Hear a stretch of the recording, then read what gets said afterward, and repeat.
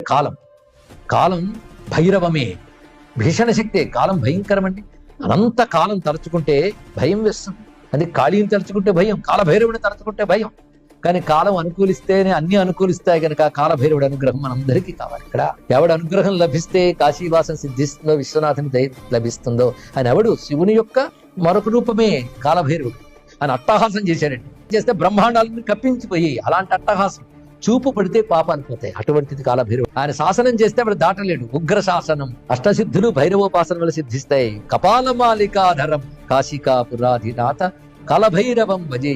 కాశీలో సర్వ రక్షకులు ఎవరైతే ఉన్నారో వాళ్ళందరూ కాలభైరవుడి శాసనాన్ని అనుసరిస్తారు. ఆయన కృపగాని మనం పొందగలిగితే మావాడేరే వదిలే అంటారు. ఈ స్తోత్రం విన్నా అన్నా అనుకున్న కాలభైరవుడి అనుగ్రహం లభిస్తుంది.